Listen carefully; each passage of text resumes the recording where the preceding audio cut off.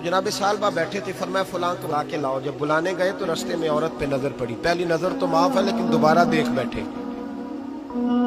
دوبارہ نظر پڑی تو پریشان ہو گئے۔ خیال آیا میں نے تو خیانت کی اپنے نبی پاک سے، حضور نے تو منع کیا یہ کام کرنے سے۔ اب واپس حضور کے پاس نہیں آئے، جنگل میں چلے گئے۔ ابن قدامہ نے کتاب التوابین میں اس روایت کو لکھا ہے، کہتے 40 دن وہ پہاڑوں میں روتے رہے کہ یا اللہ مجھ سے غلطی ہو۔ کتنے دن؟ اب ہمارا شغل ہے، اس کو لوگ گناہ ہی نہیں سمجھتے، بدنگاہی تو کوئی گناہ ہی نہیں، اب تو یہ شغل ہے۔ اب تو ہمارے ہاں معاذ اللہ تعالیٰ سیانے بیانے بندے بیچ بیٹھے ہوتے ہیں جب یہ باتیں ہو رہی ہوتی ہیں، یہ شغل ہے ہمارا۔ اب تو ابا کے سامنے بچہ وال پیپر گندی تصویر کا لگایا ہوتا ہے، پر وہ کہتا ہے با عمر ہے نا جی، عمر ہے نا جی، مجھے پتہ ہی نہیں ہے کتنا گند کر رہا ہے، یہ تباہ ہو جائے گا روحانی طور پر۔ اگر یہ گند دیکھنے میں الجھ گیا تو امام شافعی کا فتویٰ ہے جس کی نظر گندی ہوتی ہے اس کا حافظہ کمزور ہوتا ہے، وہ کوئی بڑا کام نہیں کر سکتا، وہ نفسیات کا مریض ہو جاتا ہے جو گندی نظر والا آدمی ہوتا ہے۔ ہمیں پتہ ہی نہیں کہ ہمارے مسائل اصل میں ہے کیا۔ تو 40 دن جنگل میں روتے رہے، 40 دن۔ محبوب سارا کچھ جانتے تھے پر خاموش رہے۔ حضرت جبریل امین حاضر ہوئے، عرض کی یا رسول اللہ آپ کا وہ غلام رو رہا ہے۔ رب کہتا اسے بلا لے، میں نے اس کا گناہ معاف کر دیا۔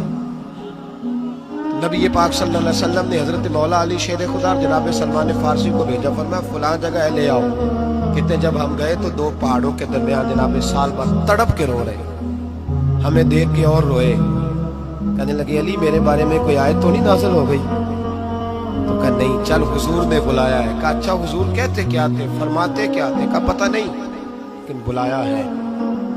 کہتے جب ہمارے ساتھ چلنے لگے، مسجد نبوی قریب آئی تو کہنے لگے علی بہت بڑا گناہ کر بیٹھا ہوں، نظریں میلی ہو گئی، وضو نہیں آنکھوں کا، مجھے ڈائریکٹ نہ لے کے جاؤ حضور کے پاس، جب نبی پاک نماز کی نیت باندھ لینا پھر میں جاؤں گا، میں پیچھے کھڑا ہو جاؤں گا حضور کے۔ میری طبیعت میں حوصلہ نہیں، یہاں تو پتہ نہیں میں کس طرح عشق رسول کا دعویٰ کرتا ہوں ممبر پر بیٹھ کر، اور ہماری یہ میلاد آئے گا تو محفل میلاد میں اس طرح کے دعوے ہوں گے اسٹیج پر کہ علمان والحفیظ، پتہ نہیں کیا کیا لوگ کہہ دیں گے، پتہ نہیں ہم کیا ہے اور ہم کیا کہہ رہے ہیں، من آنم کے من دانم، پتہ ہی نہیں، اور کتنا بڑا دعویٰ کر دیا۔ کہ میرے اندر طاقت نہیں سامنا کرنے۔ مولا علی فرماتے ہیں جب حضور نے مغرب کی نماز کی نیت باندھی تو انہوں نے بھی پیچھے نیت باندھ لی۔ اتفاق کی بات یہ کہ حضور نے پہلی رکعت میں سورہ انفطار پڑھنی شروع کر دی، اذا السماء انفطرت واذا الکواکب انتصرت واذا البحار فجرت۔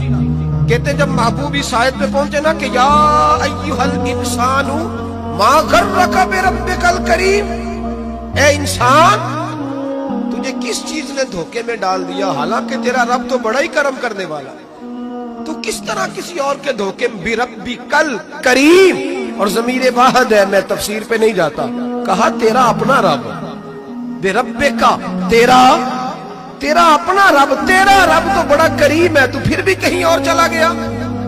جب یہ آیت سنی تو پیچھے چیخ ماری، بے ہوش ہو کے گر گئے، گھر والے گھر لے گئے۔ نماز مکمل ہوئی تو حضور نے فرمایا کیا ہوا؟ عرض کی حضور وہ تو رو پڑے تھے، گھر لے گئے، محبوب پیچھے گئے تو بے سود پڑے، تیز بخار ہو گیا۔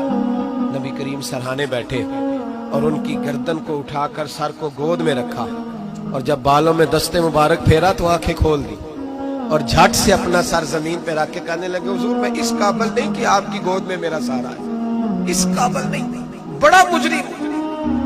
محبوب نے فرمایا تجھے مبارک ہو، رب نے تجھے معاف کر دیا ہے، اللہ بھی راضی ہے، میں بھی راضی ہوں۔ اب حضور کے قدموں کے قریب آئے تو کہنے لگے حضور آپ راضی ہیں؟ کہا راضی ہوں۔ فرمایا پھر میرے لیے دعا کریں، اللہ اسی رضا میں مجھے قبول کر لے۔ بس یہ بات ہوئی تھی، انہوں نے کلمہ پڑھا تو روح پرواز کر